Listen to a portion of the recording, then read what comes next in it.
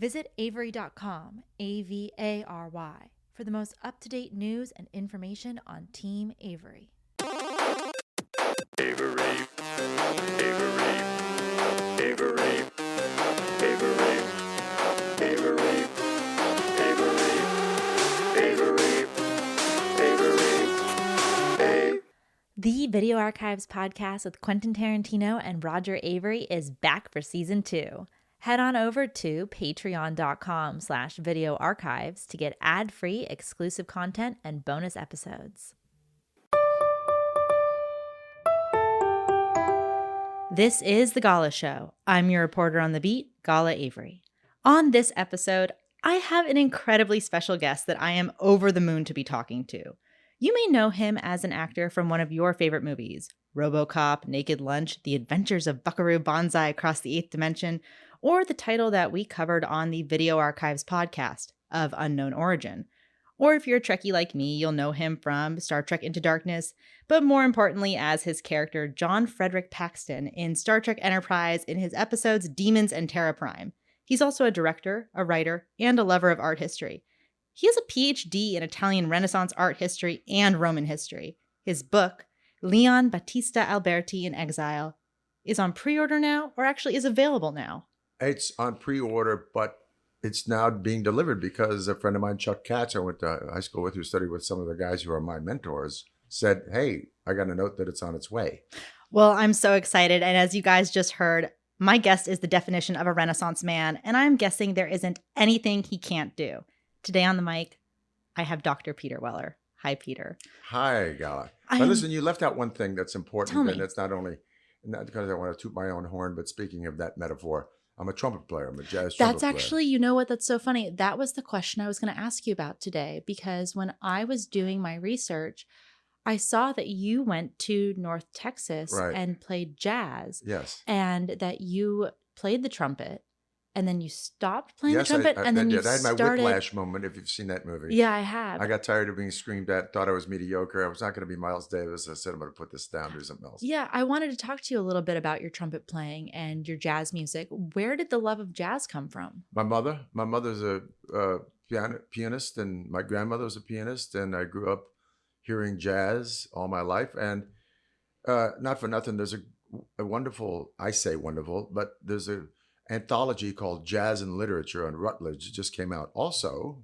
at the same time as my book, and in it is part of my diary with Miles Davis. And Miles Davis is possibly the most resolute artistic inspiration in my life. There's not a change in my particular journey that I can't correspond to a Miles Davis album. And I had the great fortune of spending a lot of time with him backstage in the last year and a half of his life. I was with him the last gig he ever played and walking to his car. So there's something that's, I want to say, holy to me about Miles and about jazz, because I was raised with it. Now, I like all kinds of music.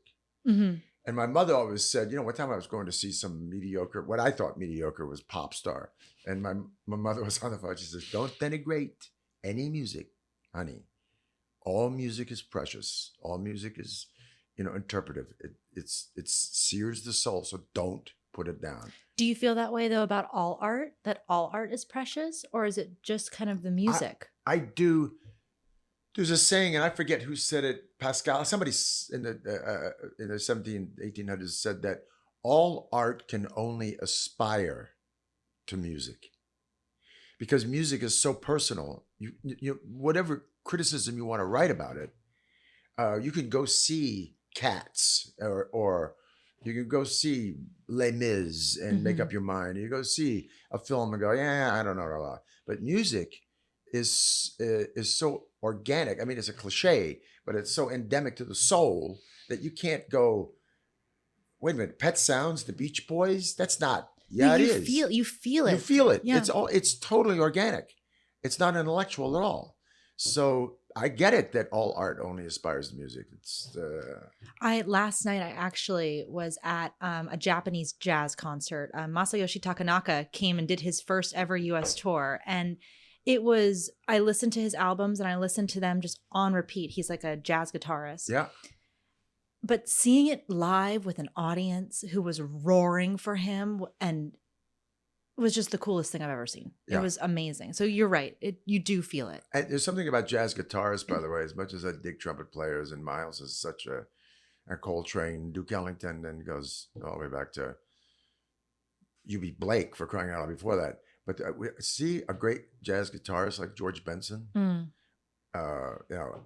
There's nothing like it. No, there's something. Well, it's an extension of them. All It is. instruments are extensions of yourself. It is, but there's something. One time I asked a girlfriend in college, like, why she found a guitarist. I take this in stride because she was like truly a feminist and a head cracker. I said, why isn't you like trumpet players? Why do you like tenor sax players and guitar players? And she says, because they hold them in their crotch.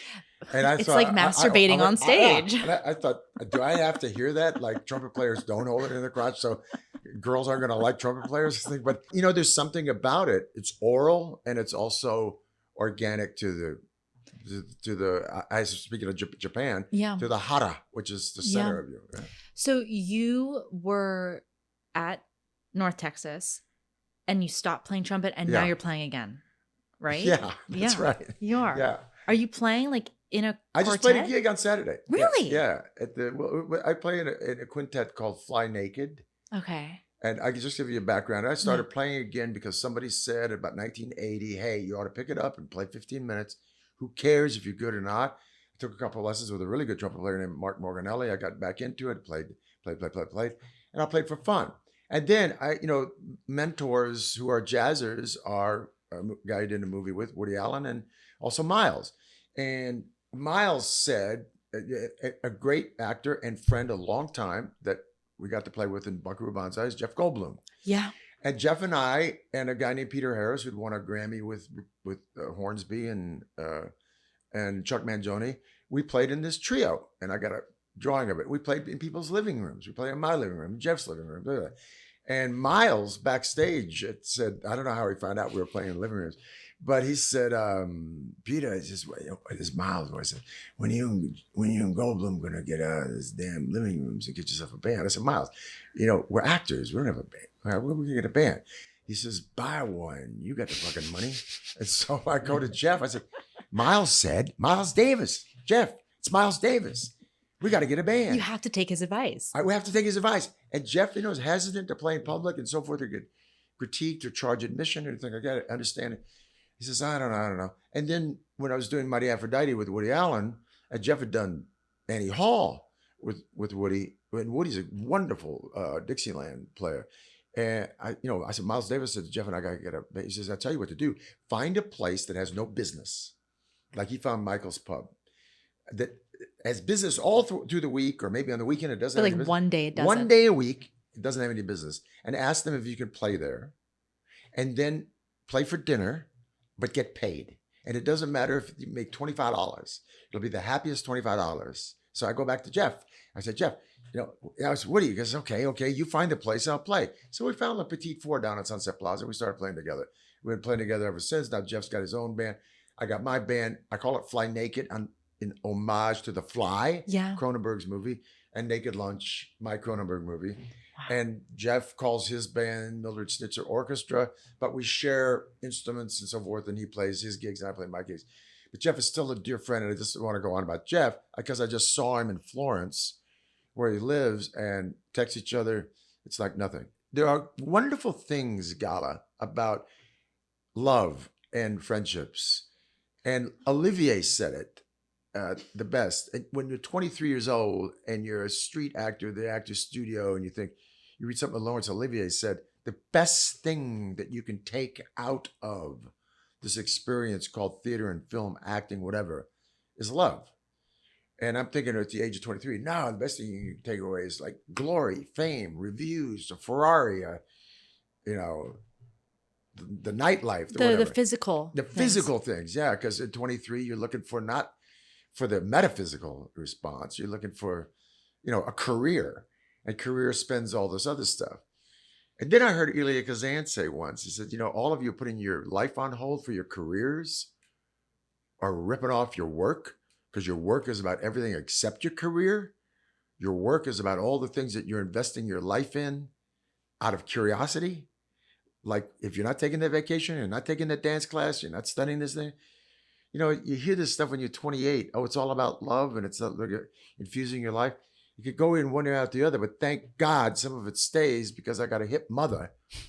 I mean, you know, No, look, she seems hip. listen, and you were talking about religion and politics before. Yeah. My mother would sit with people she didn't know. And if it got a little slow or boring, she would sort of announce, it's getting a little monotonous in here. Why don't we talk about religion and politics?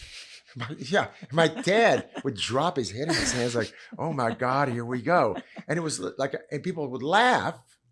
But then, of course, when you invite somebody to do that, somebody's going to say, well, you know, the other day, so-and-so, man, and it would start the A-bomb.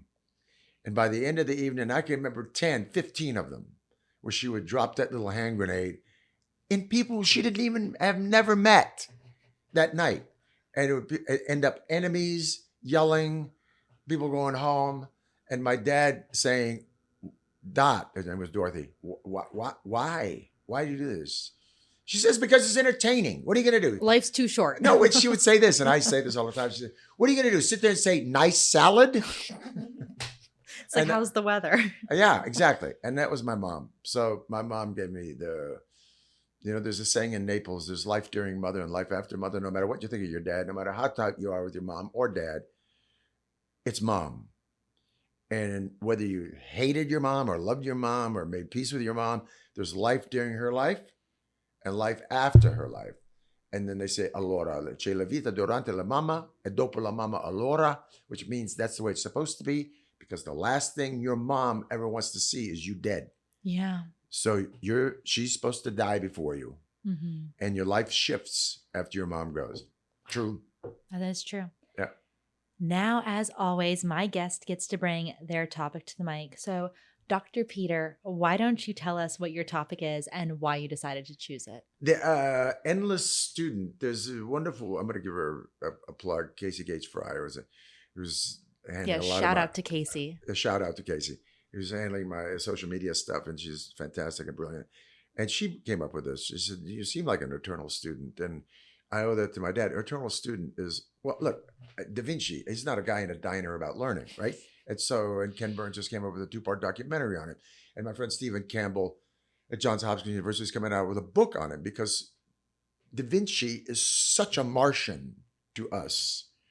I mean, come on, he applies for a gig. He doesn't do the Mona Lisa. Hey, I did the Mona Lisa. He wants a job as an engineer.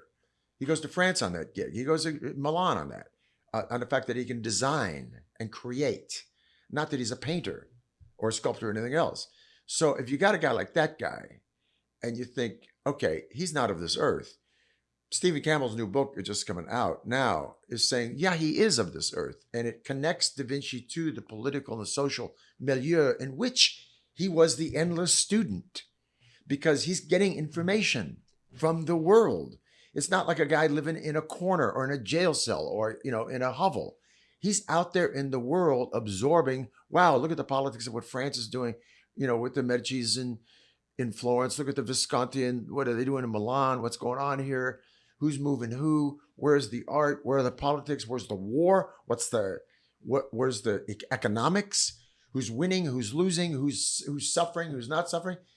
This guy was immersed in being a student, not just the savant. So I think, look, what does he say? The most important thing in life is curiosity.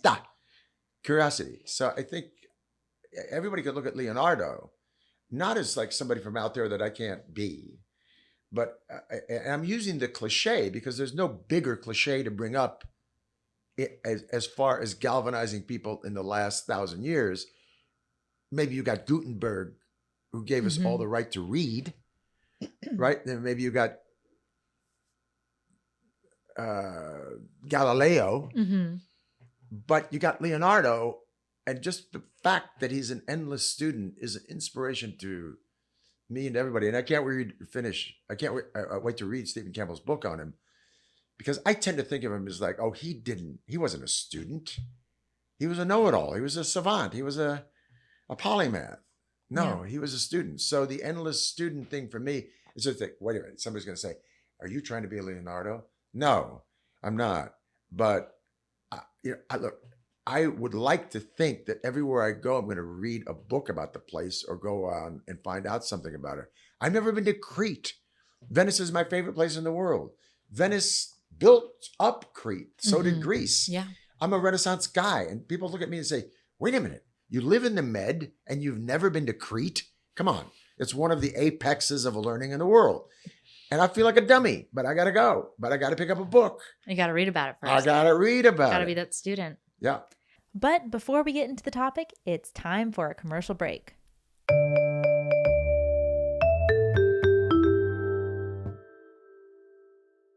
Back by popular demand, the Video Archives merch store is up and running. Get your favorite t-shirts, hats, notebooks, stickers, and more at videoarchivesmerch.com. You know me. I write all my notes in the Notes on Cinema notebook, the Gala edition, of course. Check out videoarchivesmerch.com to get yours today.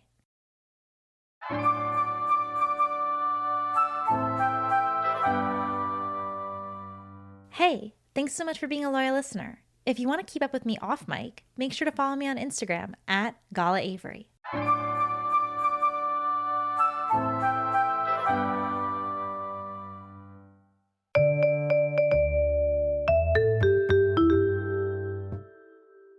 And we're back. So that's our topic for today, endless student. I have 30 minutes on the clock and our time starts now.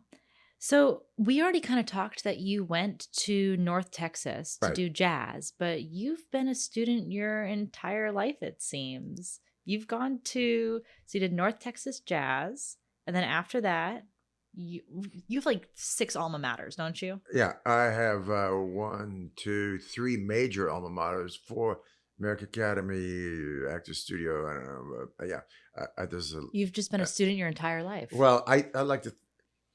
Here's the deal with that. I didn't look at myself as a student, but all of a sudden, like in the late 70s, when I'm a know-it-all movie guy, I hook up with a woman who is still one of the dearest friends and greatest influence on my life, Ally McGraw, the great and beautiful Ally McGraw. Beautiful. I cannot talk about this art without talking about Ally McGraw, and she's humbled by me talking about her, except that, she went to Wellesley. She studied design. She studied art history. She studied this. And so when I was hanging out with her after doing this movie, her friends were essentially these people from MoMA, people from the Met, designers and writers. And my mother called me up and said, man, I read that you're hanging out with Ally McGraw. And she said, what's that like? I said, I don't know, man. Every night it's an evening with Halston or Truman Capote or Plimpton or Rauschenberg. With all the intellectuals and all the people. What am I supposed to say? Martha Graham. I'm having a dinner with Martha Graham or Alvin Ailey. I like dance. I danced, but what am I going to say to Martha Graham? And so my mother, part of her life is in New York, and she's loud, and she said, "What's the problem?" I go, "Well, I don't know what to say." She says, "Don't say anything. Just shut up and listen." She slams the phone down on me. They're like, okay, that's a thing. So Ally takes me to see the very last Picasso, the greatest Picasso exhibit before the Guernica, his masterpiece about the bombing of the village by the Nazis in World War II, goes to Spain because he wanted to go to Spain if Spain ever had social democracy and it was going to leave MoMA and go to Spain. So they had this 5 floors of Picasso. I said, I don't want to look at curlicues and, like weird horses. And what am I looking at? What is this? What is it? Yeah. And so I get to walk through 5 floors of Picasso. And anybody who wants to start looking at art, start with Picasso, because you get figurative realism with Picasso. Then you get color theory with Picasso. And then you get abstract theory with Picasso. And you get, edging and cubism and on and on and on. And I studied my way all the way up to the modernists. And then I started studying backwards. I got to the Renaissance. And I called up Ally. I said, this stuff is not art anymore. The Renaissance is about poetics, and it's about war. It's about politics. It's about economics. It's about, I'm done. I ain't reading no more. So, okay. So now I'm big shot, contemporary art guy. I could talk about Cy Twombly, Rothko. I could drop the names. And I'm in I tell this story over and over because this is the endless student. I'm in the Japanese International Film Festival, and the judges are the great Mike Medavoy, producer, savant, great guy. Yeah. Jean Moreau, one of the greatest actresses in my generation ever. Jim and Truffaut's movie. And Vittorio Storaro. And Vittorio Storaro changed color photography. He's maybe arguably the first guy to filter Technicolor through Dario Argento and later on with Bertolucci and then with Coppola and Warren Beatty. And he's born on my birthday 10 years after. And he wears Versace. And Coppola said about Storaro, he's the only guy who can survive 2 years in the jungles of the Philippines in a white suit. And that's Storaro, man. And it's still white. Oh, absolutely. That's Vittorio. Vittorio is Vittorio, and he's Versace scarves and everything. But gifted and genius. And so I, to impress Jean Moreau, actually in Metaboy one night at a restaurant, I said, Vittorio, chi è favorito pittore? Who's your favorite painter? I asked him in Italian to sort of snub everybody else. And he goes, who's yours? And I said, no, I asked you first. And I said, he said, have you been to Padua to see Giotto in the very first 1x1/4 frames of depth, feeling, emotion, color, space, a movie, a narrative in 1300? You ever seen that? And I go, what? And he goes, Giotto, Pietro, Giotto. I said, I don't know who that guy is. And he flipped his Versace scarf and said, well, in English, right? Condescending. Well, we cannot talk about art. I walked off. He said that so everyone else could hear. I was floored. I go running after him. I say, sei pretenzioso, you're pretentious. He goes, no, you're pretentious. He says in English, you're pretentious like a lot of Americans are who have no context. If you look at Giotto, everyone in contemporary and modern art sources Giotto. Carlo Carrà, the guy, arguably the guy who invented Cubism, sources Giotto, wrote a paper on it. Picasso, Rothko, all of them, Frankenthaler, they all go back to Giotto. If you don't know Rembrandt, Caravaggio, if you don't know Giotto, Peter, you have no context. You're just looking at separate entities in a world of a crossword puzzle that you can't see. And so I call up my dear friend Brian Hamill. I don't mind mentioning his name, one of the great poster photographers ever, De Niro and Raging Bull and The Natural and on and on. His brother Pete Hamill and Dennis Hamill, John Hamill, writers, New York writers. And Brian's, Belfast Catholic, Brooklyn raised tough guy. And I said, hey, man, Storaro says we got to go to Padua. He says, oh, I'm down. And we go to Padua. We walk in this church. Nowadays, it's hermetically sealed. You got to wait 15 minutes. Look, this is mentioned by Da Vinci, by Michelangelo, on and on and on and on and on. I'm a dummy. I call up Allie. I said, Allie, why don't you tell me about Giotto? I just had to eat it in front of... She says, I did. I did tell you about Giotto. You didn't want to do the Renaissance. You said it was too heavy for you. I go, this guy's unbelievable. So you sit in this Cappella Scrovegni, otherwise known as the Arena Chapel, in Padua, and now you only have 15 minutes, except I know the guy Antonio, sometimes he'll let me stay longer, but in those days you could smoke a cigar in the place and have a cappuccino. And Brian Hamill and I went there in 1991, and man, we sat there and looked at this movie, The Life of Mary and Jesus. And here's the deal about Renaissance art. It begins a narrative for you. It begins a storytelling. That particular church does. And it doesn't matter whether you're religious or not. People say, I don't want to look at Jesus art. I don't want to look at Moses and manna from the sky. Well, look at it anyway. It doesn't matter whether you're faith-based or not, whether you're reading the parables of, the Torah or the New Testament. You got to look at it for the entertainment because they painted this stuff to entertain you, to go, oh, wow, look at that. Now, I'll tell you how important this is to me is that there's a friend of mine, Luke Henderson, wonderful golfer, kind of a wannabe student with me. He goes to Italy. What's the most beautiful thing? Look at this panel of Mary crying over the Pietà that's done at 1304 by Giotto. What's the most beautiful thing in it to you? And you know what he says? He says the different styles and physical reactions of the angels floating through the sky. Gala, I never looked at the friggin' angels in the 30 years I've been looking at this. I've just been looking at the tears and the Christ body and the people standing by. I never look at these angels like flying and soaring and changing, flapping. And I think, is there any ever end to being a student? Is there No. any end to being a student? I No. don't think there is any end to being a student. And also it's the dialogue that you have with, as we were talking about, people that you love and your friendships are what allow you to even see further into the art. Because if you're vulnerable to it. if you're seeing it in a vacuum or in a bubble and it's just it's only my opinion, you're only going to see what you want to see, and maybe from your life, like it's a reflection of yourself. It's myopic. But then as soon as you have someone else that you're open to and they're like, oh, it's the tears, or oh, it's the angels, or oh, it's the fact that the painting is divided, that there's 3 on this side and there's 3 on this side, or oh, look at how even the frame. I love to look at frames when I'm in a museum. I was just in Dallas and I went to the Museum of like Religious Arts, and they have 2 Jewish sections and then a Christian section. And I went because they had all of the Dante's Inferno Dali paint, like lithographs. Right. Oh my God. I walked through there and I was just looking at every single one of them. Wow. Because my dad is obviously a huge Dali fan. And so we have prints of Dali hanging in our house. And I was able to go through and photograph. I was like, oh my God, here it is. Here it is. It was a special experience. But seeing the frames, and then on some of the placards, they'll tell you like, this frame is an original frame, but it's been painted over several times, but it's still, and it's just the thought process. I love picking apart, and the fact that other people can also be your teacher. Yes. But the thing you say about framing is so interesting in the Renaissance, particularly when the money starts coming in. Mm-hmm. And some guy's got a big chapel or something like that. The frame was done first. Wow, I didn't know that. And the frame many times is not. I'm going to show you a frame right behind you. Yeah. This is a Jacob Jordan. This is a Flemish Dutch guy, 1600s. This frame came with the painting.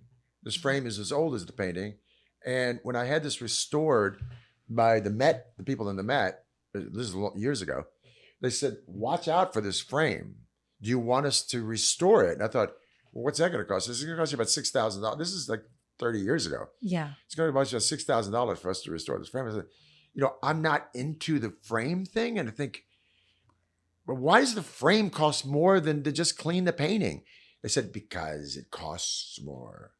And it's from the time. And it's the original frame. Wow. And they built this frame before they did the painting. Because somebody's house, somebody's chapel, somebody's whatever, somebody's political context, they want to know how big this thing is. So they go get the frame maker. Wow. And the frame builds it. You never think about that, right? No, good for you for looking at the frames. So you're the analyst student as far as framing goes. I was taking pictures of frames and I was texting them to my mom. I was like, look at how pretty this frame is. Yeah. It's interesting though. I never knew that they did the frames before. In the Renaissance, particularly in the Baroque period, because it's the ornate, I don't want to say it's the pomposity of presenting the thing. Mm-hmm. It's collections and display. Then I had to take this when I was doing my master's degree in Florence for Syracuse University. We did a very special program. I was very honored to do it because I didn't have the undergrad credit to do it, but I was invited by Gary Radke, the head of the department, still a great friend, emeritus. I take this collections and display seminar. Jeez, what? Why? Well, at what height did they put the painting? Where did Botticelli's Venus sit? Like, where is your eye supposed to be? Where's your eye going to go? Yeah. And then all of a sudden I find out that Botticelli's Venus is, it's canvas. Yeah. Why is that? Because they wanted to move around because it's the naked chick and they don't want it sitting in front of the kids when the kids walk in. But when the boys, it's for the boys. Yeah. You could think, we look at this profane, we call it profane art. It doesn't mean like vulgar. Profane art means non-religious is all it means. But you look at these things like, the Botticelli's nudes or anybody's nudes, you think, okay, or Lorenzo Lotto's naked Venus and with the Cupid. You think, okay, we're supposed to admire this in the sense that it's non-sexual. It's nonsense. You got to put it in a sexual context as well as an artistic context. If you don't, you're just suppressing it. The Victorian age. No, you cannot You can't have provocative thoughts about looking at somebody naked. Yeah, you can, but is it intentionally that? Probably not, but it is. And it could be. It could be. And so subsequently they got to move it. They have to move it. Oh, wait a minute. Gala and Casey coming over tonight with Weller's wife, Sherry. Move the painting. Put the naked chicks and the boys. Don't have the naked chicks in front of the women. Yeah, don't put the naked chicks in front of especially the kids. Yeah. Now we take that for granted. It's so the collections and display includes the framing. Now I'm going way out of my way here to describe something. You look at film, And we take this for granted. I love this cuckoo clock. It's from Switzerland. Oh, I love. Yeah. It actually tells me the time. I hope the mic picks that up because that's beautiful. My dad has a cuckoo clock from Germany. That was my grandmother's. And so Really? he always winds it. And growing up, I always wanted him to stop winding it because the ticking was constant. I could hear it down the hall.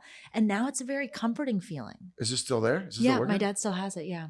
No, you got to keep it. Well, of course we'll keep it. Of course. This drove me crazy too. Yeah. Sherry got this in Switzerland. A Swiss cuckoo clock. Really? The cliche of all cliches. And now I love the cuckoo clock. But where was I with this? Oh, we were talking about the framing and we were talking about Collections and displays. the collections and displays. In any case, that's something to really learn about how high you put the painting, where you put the painting. If you have to move if you have do to you move- feel though also in art though that there is kind of a rewriting of history depending on how you view it? Like for example, like when they say like, oh, like this nude painting is not sexualized. And it's like when we see it. Well, this is how I got published Oh. by Artibus et Historia, the real hoity-toity magazine of the Renaissance Baroque arts. I got into this Donatello's David, bronze David, which was sitting on the floor in a Bargello, and it's very famous. And it was gendered as intentionally homoerotic by both what we call queer theorists, and we call queer theorists the original sort of gender theorists. Mhm. Why? And I love it that they call it queer theory, because I did Burroughs' movie, and Burroughs and Pasolini and Jean Genet and Gore Vidal, the people that had the guts to say, I'm queer in the 40s and 50s when you got shot for that. When you get killed for that, yeah. You get killed for it, yeah. They called themselves, I saw Burroughs, me and Cronenberg on Gay Pride Day, and Burroughs tactfully said to 45 TV channels, he said, I'm not part of any movement and I've never been gay a day in my life. I'm queer. Wow. Because society marginalized me, and so that's me. And so that's why it's called queer theory. It doesn't matter what you got in it. But the Donatello David was gendered. And it was gendered because it has a long waist and it looks boyish. He's got his hand on his hip, and it's the attitude and the stance and the cowboy hat, which is actually a shepherd's hat. Okay. Great guy named John Paul Hennessy comes out, who was gay. Mhm. Later on announces he was gay, but not to get into his gender, but he says, look, man, if you gender this thing, you're looking at it from the wrong perspective, because it sat 6 feet high in the Medici courtyard. And there were 2 popes and entourages that came to that courtyard. And if you look at it from 6 feet under, you'll see, if you want to gender it, it'll turn into a macho, arrogant boy looking down over the dead head of Goliath at you, going, what do you think of that, MF? Yeah. And so I got a friend of mine, Julia Borghini, to go into the Bargello when they were restoring it and to sit under the thing. As if he was 6 feet as under if it was it. 6 feet. Nobody ever seen it like that. And she got these photographs. She sent them to me. I got permission. I presented this paper in Venice at the Renaissance Society. And I said, I didn't say that he was hetero. I just said it's a myopia of the 20th century, whether it's feminist methodology, queer theory, whatever, to gender this statue as intentionally gay or homoerotic, looking at it on the floor, because we are looking at it through our Mardi Gras, transvestite lens, Mhm. which is cool, but we ain't looking at it through the lens of what they were looking at it through, in the 1450s, 1460s. And so once those photographs went up, people went, whoa. I never looked at it from this angle before. Yeah. Yeah. And by the way, then I take photographs of Palio, which is the oldest continuous horse race in Siena. And those contradas come out, and what do? They throw flags, and they stand exactly the same way, with their hand sideways on their hip, looking at everybody with a countenance like, F you if you don't like this. And that's what Donatello said. So there you go. Just on the posturing of it, John Paul Hennessy was right. It's not that you want to gender it one way or the other. You can't do it. You can't go, hey, that's intentionally this or intentionally that. You follow? So all of a sudden, the Artibus Historia, by the way, it started a war in the room. There were 250 scholars. You're just like in the your room. mom. You're just starting I wars. did. I started it. This guy goes crazy on me. this queer theorist who's very well known says, how dare you think that this is like, la, la, la, la. I start screaming. Then the two people start screaming at each other. And I'm thinking, what have I started here? And it's in Venice, my favorite city. And it's my first paper I'm ever giving. Oh, no, I can never come back. No, I can never come back. They're yelling at each other. And I go ask the head of the panel. I said, forgive me. He says, no, it's fantastic. These things are so boring. Well, no, it's exactly what your mother used to do. It's like when everyone... Drop the bomb. Because when everyone is just like so used to the day-to-day life and like, oh, this is just how it is. And no one is questioning, maybe we should look at it differently. Yes, of course. The excitement of discussion is what I think people that study art want. You want to discuss it with others, don't you? Yes, you do. And you want the, as much as I'm an inclusive dude, I also want the facility to argue it. And so at the end of this thing, a friend of mine, a barrister, Queen's barrister in London, who looks like Bluto, but sounds like James Bond, and is hysterical, Charles Samick, he's one of the dearest people in the world. He's smart as a whip. Wow. He says, I have a question in the back of this room. I didn't know I was there, right? And he goes, he said, you sir, he says to the guy who's attacking me, he says, I would like to know how the gay populace of the world assumes that they can cathect this statue for their own personal emblem. I'd like to know that. And this guy, like everybody goes, whoa, whoa, whoa. And the guy who's like fighting me goes, you sir, should be asking that, right, of a homosexual and not a heterosexual like him, and points at me. And I yell back, how dare you gender me? You don't know my gender. How dare you call me hetero? And the guy throws down his thing and walks out. I go, oh my God, what have I started? And the artifice of the story comes up and says, we'd like to print this. We'd like it as an article. And a year later, it comes out that, Donatello's Bronze David, 21st century. The argument over an icon. Wow. Yeah. That's spectacular. That's one of the greatest stories I think I've ever heard. I know, and it was a great sort of, initiation to all of this. I mean, I got to give a paper in Boston. It's not near as exciting. But it was your initiation. Like you cut your teeth on perhaps one of the most difficult things to argue. No, I did. And then you proved yourself. And I love how you've gone from someone who almost dismissed the Renaissance because you didn't want to learn. I dismissed it. You dismissed it to someone who is now almost fighting for it. Yeah. Like you're championing it. Thank you, Vittorio, for embarrassing me into this thing, man. Yeah, and thank you, Ali, for being the one to but introduce also, you. I immediately went back to New York and I went to the Met, and I met some people in the Met. Walter Liedtke was one of the guns of Flemish and Dutch paintings, and bless his heart, he passed away in a stupid train wreck. But oh my God. That train wreck going up the Scars. Oh, I remember that. Yeah, he died. He was one of the 6 people who died. That's terrible. And he was a huge influence on me. And Maria Canelli was the head of the Fashion Institute. I go, look, man, where do I begin with this? And they both said, look at Syracuse University. They have a 10-week summer course, 10 weeks. That's exactly what I was kind of going to ask, because I know a lot of people that, and they talk to me about this with film, and they're like, I want to get into film. I want to get into it, right? I want to start understanding how to read a movie rather than just watch a movie. Like, I want to understand the movie. How would you recommend someone do that if they want to start understanding art? Like, where are the first steps to go? Well, let me go back to film for a second. Yeah. I always wanted to understand film. And my mentor in the theater, one of my mentors was Mike Nichols, who directed me. And I played on Streamers. Okay, that guy's also not a guy in a diner about movies. But I had many, many dinners with him, including, and not to name drop, but I will, because as Paris Barkley, head of the DGA, said, when you know these people, it's not name dropping. He had to yell that in a tech scout, because we were talking about Elizabeth Taylor. And or people said, would you stop name dropping? And Paris said, it's not name dropping if you know them. Yeah. So my first friend in bless her heart in LA was Carrie Fisher. And Carrie Fisher was a dear friend and a friend forever. And I miss her madly. I miss her humor. I miss her loyalty. I miss her friendship. But she and I would go to dinner with Nichols a lot. And Nichols would say, he would bring up a movie, he'd bring up something. And he'd bring up art. He brought up Piero della Francesca. First time I ever heard that guy. You got to go to Arezzo. See, I'm not going to go to Arezzo to see Piero della Francesca, but then I do. But this was long before I ever met Vittorio. But he said, this movie, Bergman's La La La, or Fellini's this, or this French film, or that. This French New Wave. Yeah. And his knowledge, it's like Scorsese. He was not a dear friend, but an acquaintance who I pounded on a couple times for some information. Or Sidney Lumet, who's another huge inspiration to me. But these guys, I said, where do you, This is before the day of DVDs.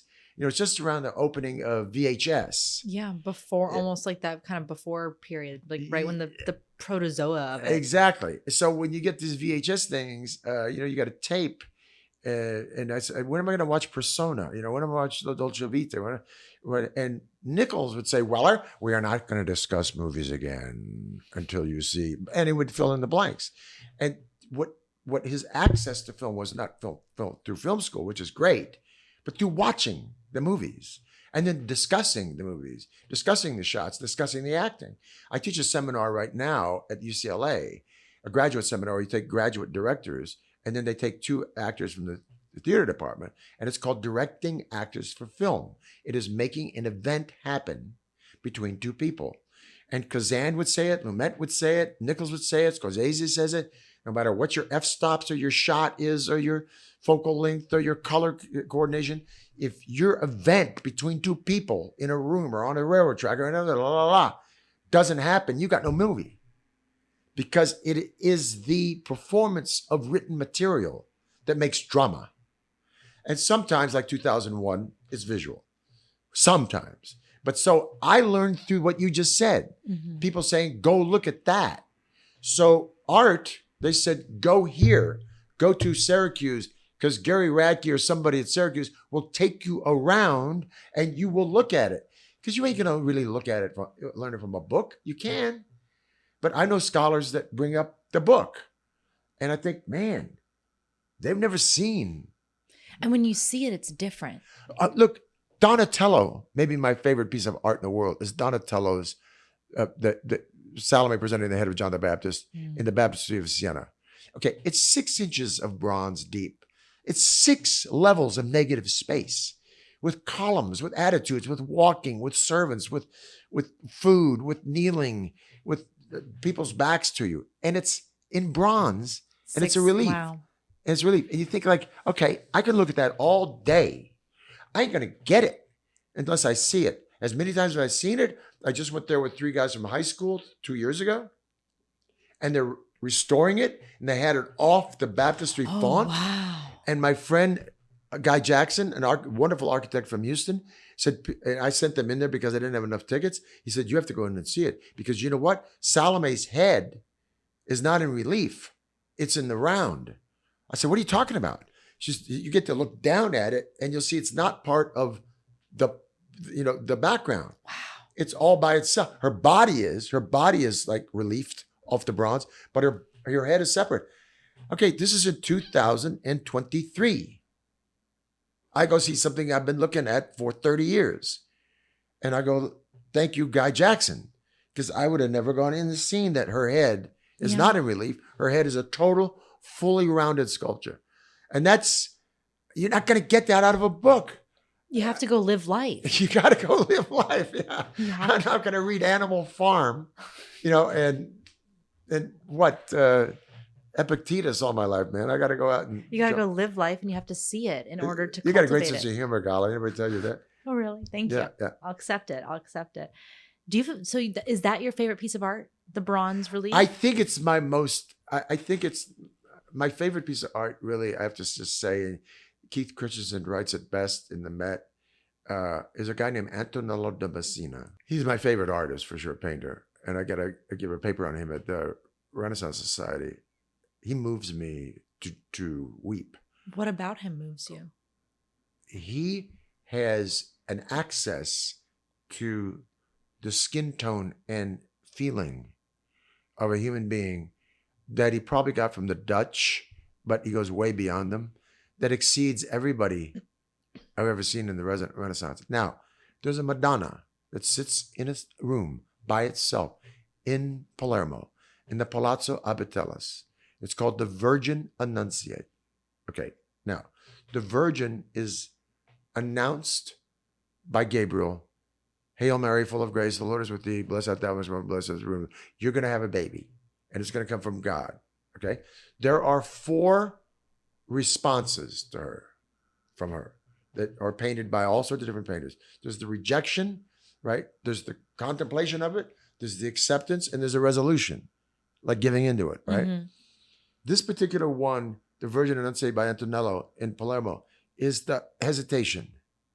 She's got her hand up, but the detail in the book that she's reading, because she's supposed to be reading according to the gospel, the detail in the book stand, her eyes and her face, like Keith Christensen said about 8 years ago, it is as powerful and as important to the vocabulary of painting as the Mona Lisa. Wow. And it is as easily as powerful as the Mona Lisa. As a matter of fact, as powerful as the Mona Lisa is, with its in-depth focus and so forth, the Virgin Annunciate by Antonello, I've seen it twice. And I stand there and stand there and stand there. I took 4 guys to see it last September. And we stood there going, gee. And the Virgin Annunciate, if you Google it, that's maybe my favorite painting. I just can't get over it. And then there's Antonello does St. Jerome in his study that's in the National in London. But that guy, but as a piece of art that I just go, technically, I just go, okay, like when you're watching Apocalypse Now, Apocalypse Now is I want to say thank you, Francis Coppola and Marlon Brando and everybody in it. It's a train wreck. Yeah. You turn on, I just the other night, I'll just watch Bobby Duvall surf scene. And my wife can't pull me away from it. She can't get me out of the room. I go, no. I got to wait till the Brando thing. I got to wait till you have to keep watching. I got to wait till Dennis comes on with the, what am I, a good man? So that's Donatello to me. That you can't be pulled away from it. I can't pull away from it, yeah. Wow. But the thing that gets me is Antonello da Messina. Wow. And I got in 2 weeks, I got to go in front of a whole lot of hoity-toity people in Boston. In Boston? Yeah. And speak my piece. Well, you're going to. I believe it. I know. I think you're. I hope you Google the Virgin Annunciate, and I hope all these people listening Google it. I'm gonna Google it. But also, there are a few places that you've told me now that I feel compelled that I have to go to in my lifetime. You got to go to Ravenna, the last place of the Roman Empire, and see the mosaics. Yeah. And walk into the oldest one, the mausoleum of Gala. Hi, Gala. Hi. Gala Placidia, Gala Placidia in Latin, and look at those mosaics. I'm going to have to. Yeah. So that's all the time that we have for today. No. I know. But Dr. Peter, is there any final thought that you want to share with the audience? Yeah, keep listen to music and go look at art. That's yeah. And by the way, just what Elia Kazan said, and sometimes people say stuff that laser you. Don't put your life on hold. You got to go, oh, you know what? I don't know if I want to. One of my wife's friends said, oh, my friend invited me to her house in Perugia. Should I go? It's not even a question. Yes, you should go. Your house for free in Perugia in the middle of Umbria. You can go to Rome, you can go to Siena, you can go to Florence, you can go to Venice, you can go wherever you want for 2 weeks. Yeah. So that's the sad thing about modern age. We have such an access to travel and to learning that we're sort of overwhelmed by it and we hide out. That's the sort of irony right now. I mean, I completely agree. When you have access, I put access in air quotes because you feel like you have access to everything. Oh, I can just look it up. I can just see it. But as you've said, when you go in front of something and you actually experience it, like with your whole self, and you see how the frame and how they've placed it on the wall, etc., it's different. And I want to just close with the 2 most beautiful words, the last 2 words Miles Davis ever said to me as I walked him to his car after his last concert at Hollywood Bowl. I was the last person out of his dressing room. He signed an autograph for a kid in a wheelchair who had been waiting there for 2 hours. And then I walked him to his limo, and I was with the great Bob Thiel, whose dad was producer of John Coltrane, and Bob Thiel is a music supervisor. Very smart and talented guy. He walked behind me, and I got to Miles, and we owned, not to drop this thing, but we owned I don't have one anymore because I got a kid. I had a Ferrari in those days because now I got a kid. You give up the Ferrari. So, and he had the same year, and he hated his. And I love mine. And he said, where are you going, Peter? And I said, I'm going to Paris to make a movie. He said, you're going to go through New York. In New York, I lived 1 block away from him. I said, yeah. He says, drive my Ferrari for me when you're in New York, would you? Just take it out of the garage. And I said, Miles, I'm not going to have time. And he looked at me like I was the dumbest idiot in the world. He screwed up his face, and then Miles Davis' voice said, make time. I got in the car, I was gone. That's it for today. Thank you so much to my guest, Dr. Peter Weller, for coming on to the show. And as I mentioned earlier, his book, Leon Battista Alberti in Exile, is on pre-order now and also available now. It is. And by the way, it is a Renaissance book. It's about a guy who's supposedly from Florence. My argument is that he doesn't do anything for us. But at least it's got a lot of pictures in it. And it will picture you all the way through the Renaissance, beginning to end. I cannot wait to have my formal introduction to the Renaissance be through this book. I will make sure the link is in the description. Thanks again, Peter, for coming onto the show. I'm Gala Avery, and this has been The Gala Show. Thank you, Gala. The Gala Show is brought to you by Avery.com. This episode was executive produced by Roger Avery and produced by Gala Avery. Music composed by Andy Milburn. Additional sound mixing by Eric Clapp. As always, I'm your host, Gala Avery. Copyright 2024, all rights reserved.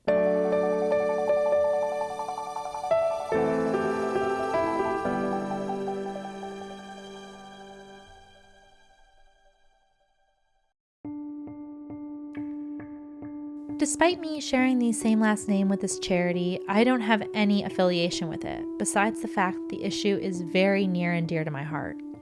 Did you know that in the United States, 2.7 million children currently have a parent in prison, and it's estimated that 10 million children have experienced parental incarceration at some point in their lives?